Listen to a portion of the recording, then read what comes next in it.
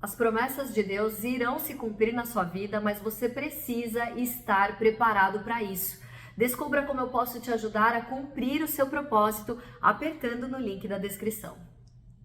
Começa agora mais um Chá das Quatro, o programa da mulher cristã brasileira. E no programa de hoje nós vamos falar sobre relacionamentos abusivos. Fique ligadinha porque o nosso programa está no ar.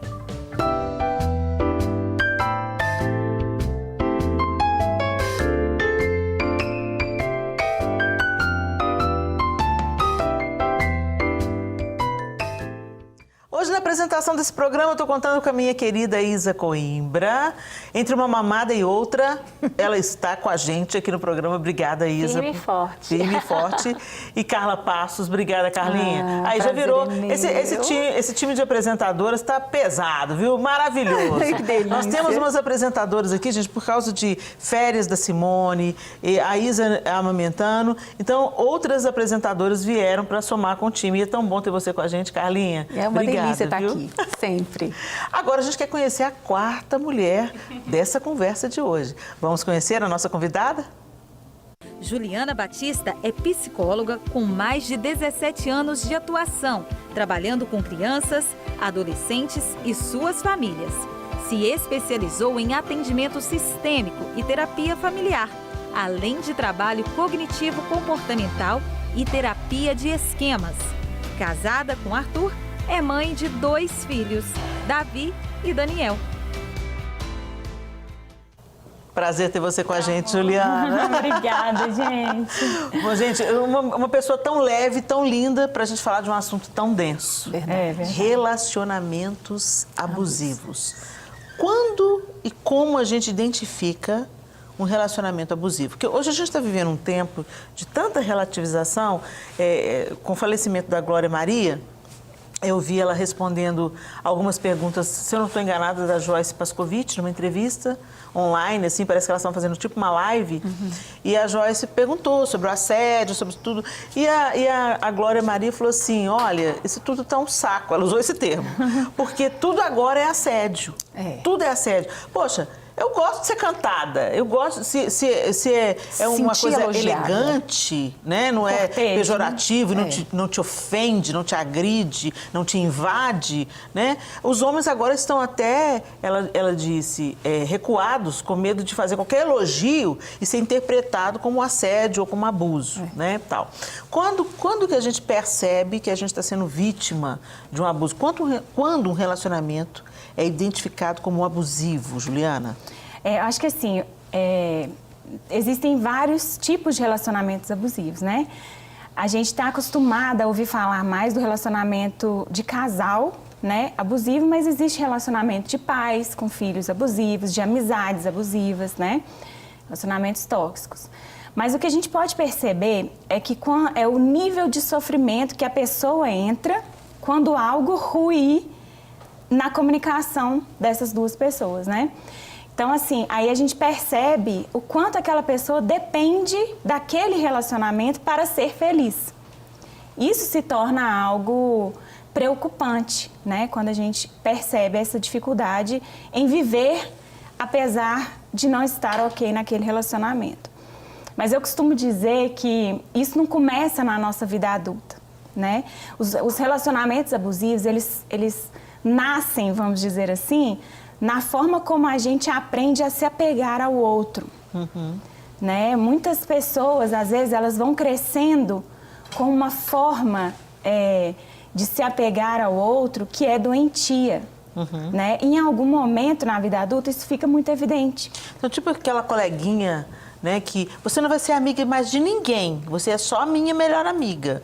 Alguma coisa assim? Sim, mas especialmente dentro de casa, né? Então, às vezes, uma mãe que está um pouco mais depressiva e que o filho, às vezes, tem uma demanda, né? Agora, eu com 2 crianças, eu vejo isso. A Isa, então, deve ver até, né? Que a criança, ela tem a demanda dela. E a gente, como adulto, tem as nossas. Sim. Mas quando a gente é um cuidador, a da criança vem à frente da nossa, né? E isso, hoje em dia, é muito dito. Mas isso não é uma coisa muito nova, né? Isso é uma coisa quase que da modernidade, vamos dizer assim. Então, hoje em dia, muitos adultos foram vítimas de uma forma de pensar onde a criança deveria resguardar os seus sentimentos. Tipo assim, agora a mamãe não pode te dar atenção, ou nem é assim nessa forma tão gentil, né? E muitas pessoas não aprenderam a lidar com essa frustração, muitas guardaram suas emoções e às vezes acharam que o problema era com elas. Geralmente, quando a criança não interpreta. A única interpretação que ela literal, tem, né? É eu estou fazendo algo errado. O erro está em mim. Então, isso é muito desconstrutivo de uma identidade, né? Então, a gente vê muito isso, de resultados de identidades que vêm nascendo e vêm sendo geradas de uma forma disfuncional. Olha que interessante isso que você está falando, né? Porque você lidar de uma forma diferente, equivocada com o outro, isso vai ter muito a ver também com a forma como você se enxerga. E às vezes esse ciclo de relacionamentos abusivos, a pessoa ela sai de um, mas ela entra em outro, porque tem muito a ver às vezes da forma como ela acaba se enxergando, né? Porque ela a forma como ela, como você falou, na criança aquilo ali foi gerado nela. E aí você falou de uma coisa, eu queria até citar aqui, porque eu reparei isso recentemente, que aconteceram com frequência lá em casa. O Luca ou a Lara, eles machucaram, mas machucaram porque estavam fazendo uma coisa que não deveria, né? Então, quando eles machucaram, eles, naquele momento, eles já olharam para mim, achando que eu ia xingá-los, né? Ou seja, um momento onde eles ali precisavam de um acolhimento, eles já estavam preparados para receber uma repreensão. E aí eu comecei a me analisar, a minha ação com eles. Quantas vezes, às vezes eles estavam precisando de colo e eu ainda vim e xinguei. Eu falei, não, tá errado, eles estão errados, eu vou corrigir, mas primeiro eu preciso acolher. A gente você chama machucou, isso de como é que você tá? regular emocionalmente em psicologia. A gente regula a criança primeiro, depois a gente ensina para ela o que é certo e o que é errado. E isso não é completamente o que define a identidade da criança. Gente, vamos colocar mais uma mulher nessa conversa que sabe muito bem sobre os relacionamentos abusivos. Nós vamos conversar agora de forma online com a escritora e especialista em relacionamentos abusivos, Daniela Shannon. Ela viveu um relacionamento abusivo e tem muito o que acrescentar nessa conversa. Ei, Dani. Boa tarde. Boa tarde. Tô vendo que só tem mulher poderosa aí. Muito bom poder participar. Muito bom estar aqui com vocês. Agradeço o convite. Que bom que você veio. E eu queria contar um pouquinho, trazer um pouquinho para poder acrescentar realmente. Eu vivi 20 anos num relacionamento abusivo, numa época onde ninguém falava sobre relacionamento abusivo. Quando eu me separei depois de 17 anos juntos. E foi uma época que ainda assim eu não achava a informação tão disponível nas redes como ela é hoje. Então eu precisei entrar a fundo nisso para poder entender o que tinha me mantido quase 2 décadas presa a esse relacionamento. E aí eu tô vendo vocês conversando aí e queria trazer um pouquinho, não só do que eu aprendi, mas da minha vivência também, porque hoje em dia eu atendo e ajudo outras mulheres que passam por relacionamentos abusivos. Porque a primeira coisa que a gente precisa entender é que o relacionamento abusivo, ele destrói tudo que faz aquela mulher ser única. Ele vai desconstruindo toda a identidade dessa mulher. E geralmente, a Ju falou uma coisa muito certa, isso vem muito da infância, porque as crianças, as crianças que tiveram algum problema no senso de pertencimento delas na infância, elas vão crescer sempre buscando a aprovação do outro. Ela sempre vai crescer querendo o amor, o olhar do outro. Então, geralmente se tornam pessoas que na fase adulta, elas vão passar por cima de si mesmas para poder ter essa atenção do outro. Então, geralmente são mulheres, no caso aqui a gente está falando de relacionamentos, né, abusivos entre homem e mulher, geralmente o homem é abusador. A gente tem que deixar claro que realmente existem todos os tipos de relacionamento abusivo, inclusive com a mulher sendo abusadora, mas o mais comum é o homem sendo abusivo. E geralmente são mulheres que passam por cima de si mesmas para poder não perder e não serem abandonadas. Então, na infância existe essa ferida da rejeição, existe a ferida do abandono, existe essa disfuncionalidade que na vida adulta traz reflexos, né, que podem gerar e fazer com que essa mulher ela caia em relacionamentos abusivos. Na verdade, qualquer mulher pode cair. Ô, Dani, a diferença é a mulher que permanece, né? Quando foi que você percebeu, dentro da sua vivência, que o que estava acontecendo com você não era algo normal? Quando foi que você percebeu que você estava dentro de um relacionamento abusivo? Quando começaram as agressões físicas. Mas isso é muito complexo, porque hoje a gente sabe que a agressão física ela é só o último patamar de uma série de violências que elas vão vindo de uma forma muito gradativa, né? Elas começam com uma violência psicológica, moral, patrimonial, sexual, enfim, a coisa, para chegar na violência física, essa mulher já passou por inúmeras violências, às vezes por anos, e muitos relacionamentos, às vezes, não chegam no patamar da violência física, mas nem por isso eles deixam de ser relacionamentos abusivos. Hoje você fala sobre isso, você ajuda mulheres a identificarem em que tipo de relacionamento elas estão metidas? Exatamente, eu tenho um projeto, em 2018 eu criei um projeto chamado Eu Disse Não, e em 2020 eu escrevi o livro com o mesmo nome, Eu Disse Não, que é a minha história, e nesse livro eu explico, a partir da minha vivência, o que é o relacionamento abusivo e como se dá essa dinâmica de um relacionamento abusivo passo a passo. Houve algum momento em que seu parceiro quis ajuda ou ele negou completamente o papel de abusador? Porque tem isso também, a gente está falando aqui sobre a perspectiva do abusado. Mas, às vezes, nós podemos estar abusando sem nos atentarmos para isso. Isso é possível acontecer? Isso quem vai responder para a gente é a Juliana. Mas eu quero saber de você, se em algum momento, Dani, você quis ajudar o seu marido a sair desse lugar e ele não, o seu ex-marido, e ele não negou. Não estou abusando, não estou fazendo nada de errado, você que é louca. Teve isso? Teve.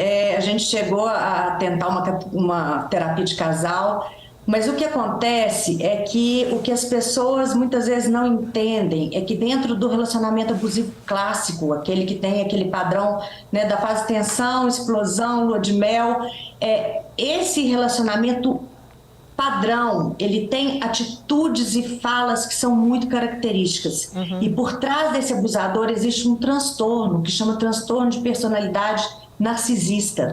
E a pessoa que sofre desse transtorno, ela não acha que ela tem um problema. A forma dela de pensar, de agir é completamente diferente. Então, você querer entender a lógica, os valores, a forma de funcionamento de uma pessoa assim, é a mesma coisa que você tentar medir uma estrada com uma régua escolar. Não dá.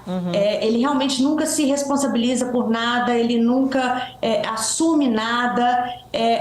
O transtorno de personalidade narcisista faz com que ele não tenha essa ponte que uma mente saudável tem do olhar para dentro e conseguir enxergar, né, as próprias feridas, as próprias falhas, onde que eu quero melhorar, onde que eu quero crescer, onde que eu quero mudar. Eles não têm isso. Existem dois tipos de abusador, né? Existe aquele que é machista, né? Que vem uma cegueira cultural ali, que muitas vezes vem da educação familiar. O avô era assim, o pai era assim, repassou para o filho, que passou para o neto e assim vai. Mas a grande maioria que eu percebo desses casos clássicos mesmo, né? Que tem esse padrão de fala, de comportamento, existe o transtorno por trás. Tá ok, Dani, muito obrigada pela sua cooperação, você ajudou muito a nortear aqui o nosso papo, obrigada, e que Deus continue sustentando você nessa nova vida onde você está ajudando outras mulheres a se curarem, né? Que Deus abençoe você e te fortaleça, tá, minha Amém. querida? Um beijo para você, obrigada. Dani. Obrigada. Pois é, gente. Aí, Juliana, vou retomar a pergunta aqui, né? Ela colocou esses dois tipos, ela está se referindo ao relacionamento homem-mulher, né? Que pode se dar entre noivos, namorados, maridos e tal. Mas agora eu quero trazer esse assunto para os outros tipos de relacionamento. No caso dela, falou assim, o narcisista. Isso é muito forte, está cada vez mais evidenciado, esse transtorno. Está na moda, né? Está na moda, né? Está se falando muito sobre isso. E eu conheço casos, 2 casos muito sérios, mais próximos a mim, que eu fiquei assim, gente, é surreal quando as esposas relataram o que homens que são extremamente magnéticos, né? Eles são magnéticos, eles são atraentes. Geralmente o abusador é. Que coisa louca. Ele isso, sabe atrair, né? Ele tem um bom papo, ele é inteligente, ele é articulado, e de repente, por trás daquilo tudo, aquela mulher está sofrendo absurdo. Mas eu queria trazer, eu vou repetir a pergunta. É muito comum a gente se colocar no lugar da vítima, mas a gente pode ser um abusador, uma mãe abusiva, sem perceber de isso, com filhos pequenos. Como que a gente pode ser ajudado, né? Como uma mãe que está nos assistindo, ela pode perceber que isso pode ser abusivo, isso pode estar prejudicando a sua criança, isso pode ter desdobramentos muito sérios, né? Você é uma amiga abusiva, porque às vezes a gente se coloca muito no lugar da vítima. Quando eu vou pregar sobre Davi, Eliabe, o irmão mais velho, todo mundo se coloca no lugar de Davi. Mas às vezes eu estou falando com Eliabe, entendeu? Eu vou falando, não se coloca só no lugar de Davi, não, porque às vezes você está tendo um Eliabe, sendo boca do diabo na vida de quem está perto de você. Como que a gente pode identificar se a gente é abusivo nos nossos relacionamentos? Porque então a gente começou falando no programa como identificar se a gente é abusado, né? Isso produz na gente um sentimento de inferioridade, a gente quer compensar, a gente quer ser validado, né, e tal. Agora, e o quanto é o contrário? Quando nós podemos ter alguma atitude que é abusiva? A grande questão é assim, a criança, né? Porque ainda que a gente esteja em forma adulta, cada um de nós tem uma criança interior, que a gente chama, né? Uma criança interna. Então, a criança que foi abusada a vida toda, ela é uma criança que ela se resignou. É como se ela não entra mais em contato com as suas emoções. Então, ela fica triste, não, eu vou dar conta. O outro, a questão do outro está sempre à frente das minhas questões, ilimitadamente, né? E o abusador, ele não tem isso que ela disse, a empatia de perceber o sofrimento do outro. E esse movimento que a Isa fez de olhar de repente e parar e falar, deixa eu ler primeiro ali, antes de eu tomar uma atitude, né? Então, se a gente 100% do tempo está agindo só nas nossas crenças e nunca considera o olhar do outro, a gente pode estar, sim, abusando do outro. Mas, geralmente, quem se preocupa em, talvez, será que eu sou abusador? Ele já tem essa função empática acontecendo. Entendi. Não é muito comum. O abusador, então, enquanto a criança, que é geralmente abusada, ela é resignada, o abusador, ele é o tempo todo resguardado numa capa de proteção. Ele não dá oportunidade para ninguém entrar na intimidade, ele está sempre na defensiva.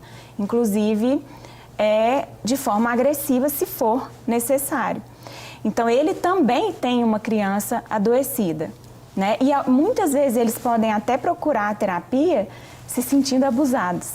É muito louco isso. Você começa a terapia e ele vai falando dessa coisa do abuso e quando ele começa a contar os eventos, você vê que ele é que não está sendo empático, né? Então, assim, ele também se sente abusado, o abusador. Muitas vezes ele acredita que, na verdade, ele é que está sendo o abusado. E isso pode ser uma realidade? Por exemplo, um abusador se torna abusador porque ele foi abusado? Na verdade, com certeza, com certeza. Ele é um padrão aprendido, né? Um padrão aprendido. Agora, eu quero te perguntar assim, se esse abusador, ele então, provavelmente, ele não vai conseguir fazer uma análise dele mesmo, uma autoanálise, né?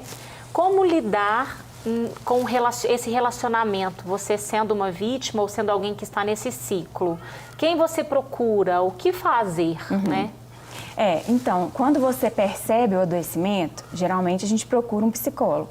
Porque essas pessoas, elas têm muito, abusadas, elas têm muito medo da mudança.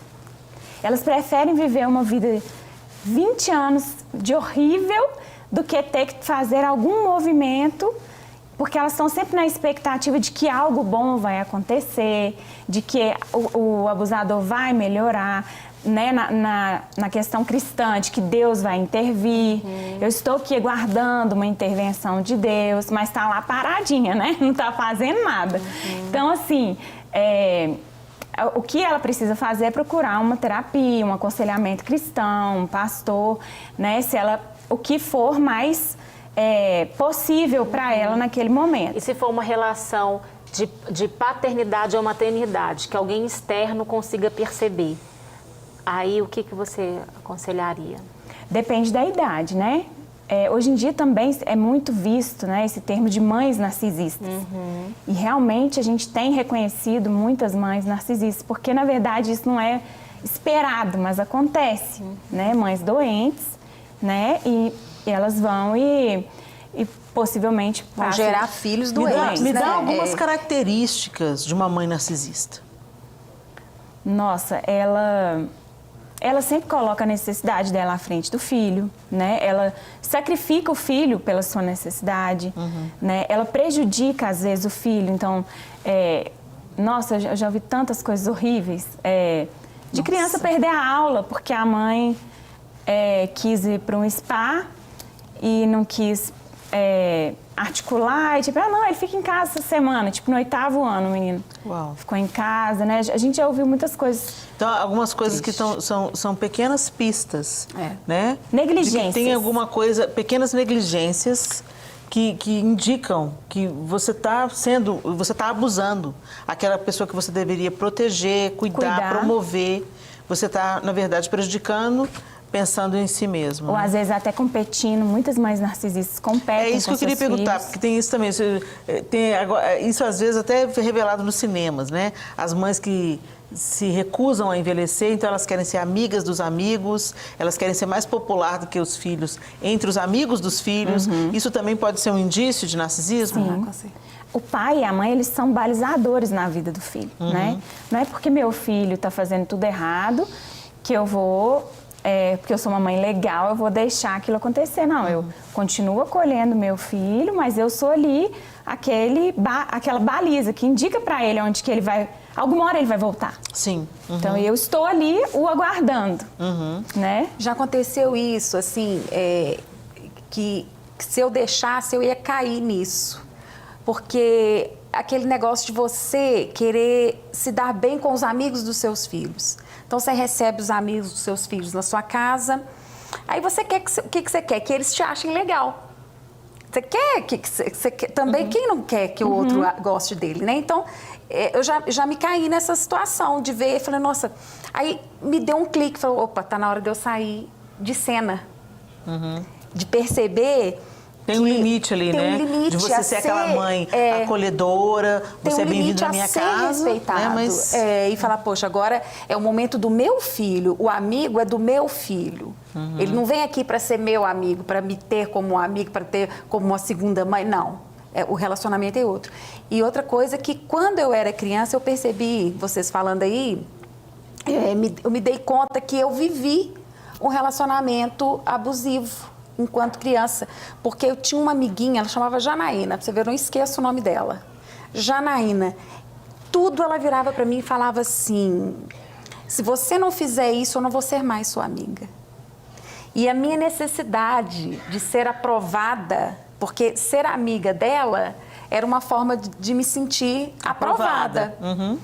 E eu lembro direitinho que uma vez, gente, eu era muito criança, porque com 11 anos eu mudei para Belo Horizonte. Eu morava em Patinga, eu sou de Patinga, então eu devia ter uns 7 anos de idade. Uma vez ela me fez roubar, é um roubo. Porque nós estávamos na casa de uma coleguinha nossa e ela falou para mim assim, eu quero que você pega aquele imã de geladeira. Eu lembro, era uma Joaninha. Eu lembro da Joaninha, como se eu estivesse vendo ela aqui. E eu tive que ir lá. Tive não, né? Eu falo assim... Você sentiu impelida pra isso. Eu falei, eu vou ter que ir lá, porque senão ela não vai ser mais minha amiga. Uau. É interessante isso, né, gente? Às vezes a gente convive, tá mergulhado, inserido numa situação de abuso e a gente nem se dá conta disso. Né? E principalmente quando toca nesse quesito de o abusador, raramente ele vai querer ser ajudado. Raramente ele vai entender que ele precisa de ajuda terapêutica. E o que a gente pior faz, que ele vai gerar outros abusadores, né? A condução é bem...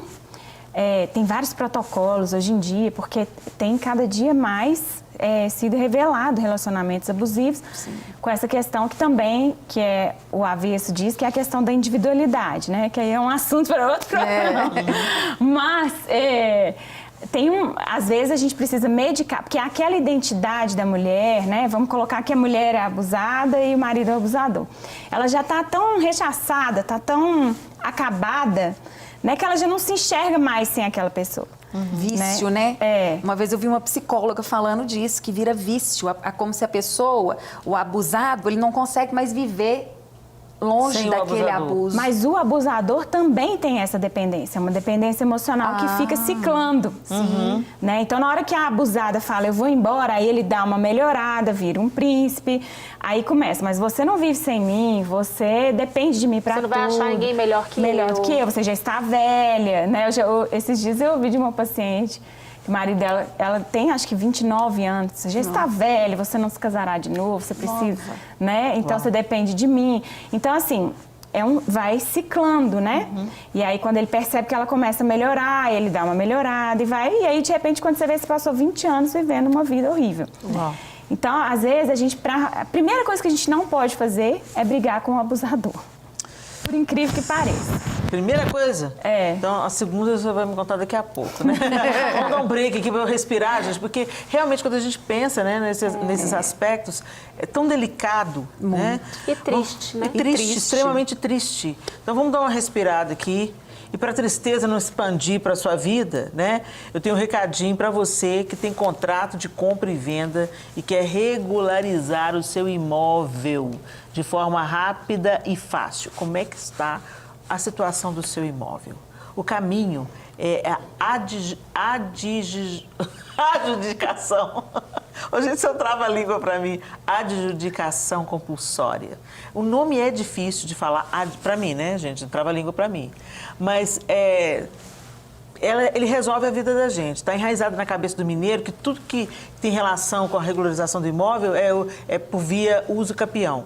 Então a pessoa, não, eu estou aqui, eu não sei mais onde está o vendedor que vendeu as coisas para mim, eu não sei como regularizar o meu imóvel, então eu vou ficando aqui porque eu vou ganhar por uso capião. Mas aí você pode estar criando uma situação difícil, no caso de morte na família, você pode estar estendendo um programa aí, né? E no caso de contrato de compra e venda, fica muito mais fácil. Não precisa recorrer ao uso capião.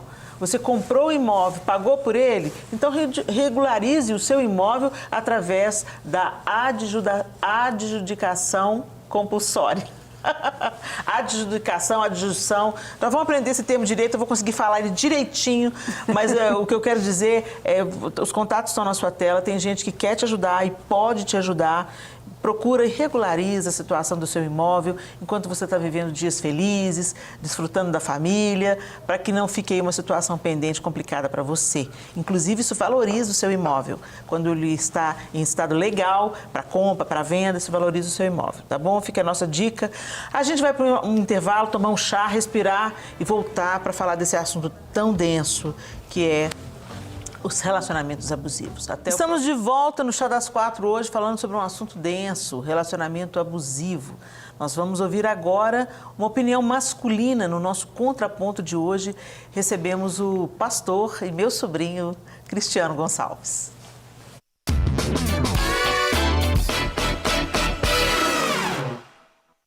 Olá pessoal do Chá das Quatro, eu sou o Cristiano, pastor na Igreja Batista do Jaraguá, em Belo Horizonte. Eu quero agradecer a vocês pela oportunidade de participar dessa discussão de um tema tão relevante, tão importante. que é o relacionamento abusivo. E pensando de um ponto de vista cristão sobre esse tema, eu acho que nós podemos começar considerando que todo abuso é uma violação à dignidade do outro. Essa violação pode ser por um meio físico, emocional, quem sabe até espiritual. Ou seja, se eu abuso de alguém, eu percebo ou entendo que o valor dessa pessoa não está nela, mas o valor dela é percebido a partir do seu uso para mim. O abuso nada mais é do que um meio de impor a sua vontade através da violência, sem considerar o respeito, sem considerar o direito. Qual é então um antídoto que nós podemos encontrar para os relacionamentos abusivos? Um dos antídotos é entendermos que o valor do outro é medido quando nós temos a compreensão de que ele é feito à imagem de Deus. Quando nós percebemos que o valor do outro não é atribuído por mim, não é atribuído pela minha vontade, mas é atribuído pelo Criador. E quando se trata ainda mais dos nossos irmãos em Cristo, o valor dos nossos irmãos é dado pelo sangue de Cristo que foi derramado por eles. A lógica do reino de Deus, então, não é a de usar do outro para me satisfazer a qualquer custo. Pelo contrário, é a de servir ao outro de maneira sacrificial. Se há um texto bíblico que nos orienta de modo a confrontarmos o princípio dos relacionamentos abusivos, é o texto que Paulo escreve em Filipenses, capítulo 2, versículos 3 a 5, onde ele diz o seguinte: não façam nada por interesse pessoal ou vaidade, mas por humildade, cada um considerando os outros superiores a si mesmo, não tendo em vista somente os seus próprios interesses, mas também os dos outros. Tenham entre vocês o mesmo modo de pensar de Cristo Jesus. É somente quando nós compreendemos a dimensão do amor de Jesus por nós que nós podemos ser livres da escravidão do egoísmo e assim acabar com o abuso nos nossos relacionamentos. Eu espero que essa conversa abençoe a sua vida e que o Senhor esteja sendo glorificado através dos seus relacionamentos. Obrigada, Cris. Fiote da tia. Mas, enfim, é interessante que o Cris trouxe uma perspectiva sobre a irmandade, sobre a vida no corpo, né? Como nós podemos também sermos abusivos enquanto irmãos, amigos, pessoas que se relacionam, às vezes, nos ambientes de comunidade de fé, líderes. E é tão interessante que a gente percebe uma coisa meio doentia acontecendo, porque se pensa assim, não, se a gente está numa comunidade de fé, você tem que aguentar tudo calado. Você é crente. Você é crente ou não é crente? Você não é crente, não. Você está sendo insubmisso. Você está sendo insubmisso. Quando parte da liderança, né?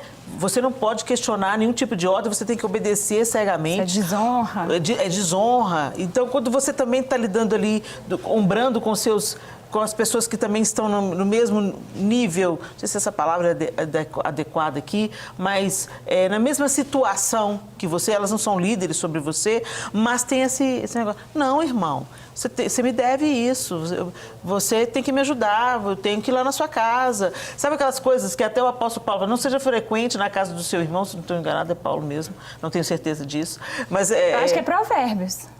É verdade, Provérbios que fala, não seja frequente na casa do seu irmão para que você não venha... Do seu vizinho. Né, do seu vizinho. Ou seja, em síntese, não fica na cola não, porque você vai ser inconveniente. Mas nos nichos, a gente vê claramente as pessoas falando, não, mas eu tenho que ir, você tem que me acolher, você tem que me receber. E as pessoas se tornam abusivas nesse relacionamento. Eu me lembro que teve uma situação há muitos anos atrás que a minha mãe teve que intervir e falar assim, meu irmão, escuta, você está vindo demais aqui, você está chegando em umas horas inconvenientes. Né? Você não avisa antes. Então, isso de uma certa forma também se torna um relacionamento abusivo, mas tudo em nome da irmandade. Não, eu não faço isso com qualquer pessoa, mas como você é crente, você diz que crê na Bíblia, então aguenta isso aí, porque é isso aí que Jesus faria. E a gente tem que prestar atenção nisso que o Cris falou. Né? O outro é feito à imagem e semelhança de Deus, então ele deve ser tratado com dignidade. Fere a dignidade dele quando você abusa, seja em qualquer nível, né? Às vezes não chega no nível de um abusador quase psicopata, um transtorno de personalidade, uma coisa assim, mas esses pequenos essas pequenas invasões da privacidade alheia. Você, às vezes, toma por amigo, a gente pensa que entre amigos vale tudo, né? E, às vezes, você quer invadir demais a privacidade do outro. Ele não te deu essa liberdade, mas você pensa que você tem essa liberdade.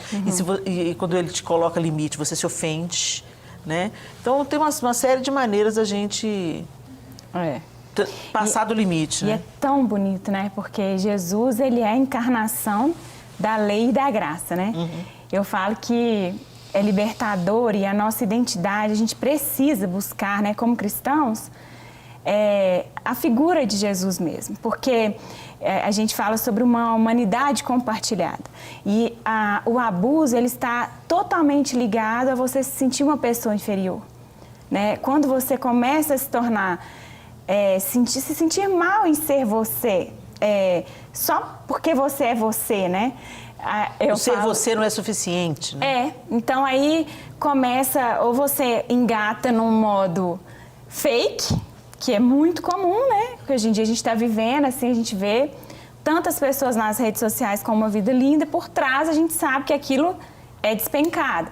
Ou você engata nesses relacionamentos de dependência emocional, seja de pastores, de ministérios, de relacionamentos afetivos, esqueci a palavra, de tipo movimentos filosóficos, né? Então, assim, quando a gente é diante de Deus, né, Ele nos restaura a nossa identidade.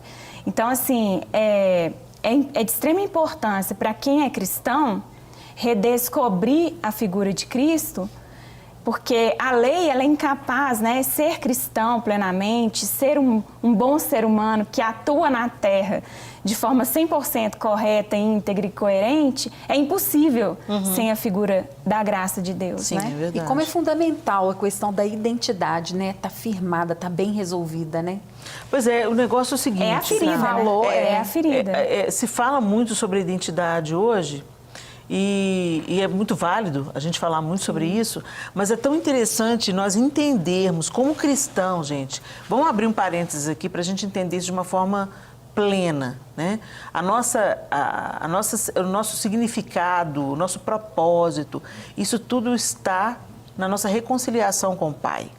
Enquanto nós vivermos como seres caídos, degenerados, destituídos da glória de Deus, nós vamos sofrer as consequências de um mundo quebrado. Esse mundo está quebrado. E nós também estávamos mortos nos nossos delitos e nos nossos pecados. Mas uma vez que fomos reconciliados com Deus Pai, através de Jesus Cristo, há uma reconfiguração da sua identidade. Então agora você não está mais prisioneiro do seu estado de queda, que você herdou pela sua genética, você nasce no pecado, ok? Mas você foi agora reconciliado com Deus através da cruz de Jesus Cristo pela graça. Não é nada pelo que você faz, é porque Deus fez e agora você crê e se apropria disso, dessa graça bendita que te reconcilia com o Pai. E uma vez reconciliados com Deus, nós então passamos a viver uma nova identidade. A identidade de filhos de Deus. Então, o problema é que a gente está tentando consertar o fruto e não mexer na raiz, né? A gente está tentando lidar com a autoestima, a gente pensa que a gente vai transformar a nossa identidade por técnicas, e não estou desmerecendo as técnicas aqui, elas têm o seu papel, mas a gente tem que entender que a raiz, quem muda, quem transplanta essa árvore de um terreno de morte e transfere para o reino do Filho do seu amor, como a palavra de Deus diz, é a cruz de Cristo, e ser cristão é sofrer essa mudança radical de natureza. Então eu peco, mas eu não sou o cativo mais do pecado. O pecado na minha vida, ele é um acidente de percurso, ele não é um lugar de moradia, ele é um tropeção que acontece no caminho, ele não faz parte da minha natureza latente. Agora eu sou nova criatura em Cristo Jesus. E uma vez que a gente tem esse novo nascimento, Tudo em nós vai ser transformado. Todos os nossos outros relacionamentos. O problema é que a gente muda de religião, a gente muda de igreja, a gente muda os dogmas, mas a gente continua com as nossas perebas, carregando os nossos sacos de lixo emocionais, não deixando Deus tratar nem confrontar, né? Reagindo de maneira abrupta, violenta, muitas vezes, às questões ao nosso redor. Então, deixa a gente abrir esse parênteses aqui, porque nós estamos ouvindo isso tudo pelo prisma da psicologia, e é muito importante a gente entender isso, mas o Cristiano jogou uma luz aqui, né? O outro foi feito à imagem e semelhança de Deus também, assim como nós fomos feitos, mas precisamos de ser reconciliados nesse relacionamento que foi interrompido pelo pecado e vivermos essa nova vida de empatia, de pertencimento a uma família que nos regenera e reconstrói a nossa vida. Se você está vivendo uma situação de abuso, busque ajuda. Se você está sendo abusado, busque ajuda. Graças a Deus pelas pessoas como a Juliana, que tem N ferramentas. A Isa estava contando aqui para a gente nos bastidores de alguém que estava vivendo um abuso, mas sempre tem aqueles ciclos. A pessoa parece que vai mudar, mas não muda nunca. E a pessoa, ela se acostuma, né, com aqueles... Na verdade, isso tem cheiro de casa de infância. Sim. Ela já sabe viver aquela vida horrível. Então ela não quer mudar, porque mudar é extremamente desconfortável, né? Desconfortável. Te tira do lugar do comodismo e te leva para algo inesperado, E vai novo e mexer, tal. vai trazer dor. Sim. Muitas vezes, né? Eu vou ter que encerrar esse programa porque a produção já está na minha cola, mas eu quero deixar para você aqui, busque ajuda. Identifique o abuso e busque ajuda. Há esperança, há chance, há recomeço. Não se acomode a essa situação que está acabando com você, que está te matando aos poucos. E eu oro para que Deus te dê sabedoria. E para você que está aí cometendo essas pequenas infrações e entrando onde não devia, abusando da sua posição de autoridade, se tornando autoritarista, vamos ficar ligados nisso, para a gente não se tornar uma pedra de tropeço na vida dos nossos irmãos, dos nossos cônjuges, dos nossos filhos. Deus abençoe vocês e até o próximo Chá das Quatro. Obrigada, Juliana. Obrigada, Isa. Obrigada, Carlinha. Obrigada, é muito bom estar com vocês aqui. Deus abençoe e até o próximo chá.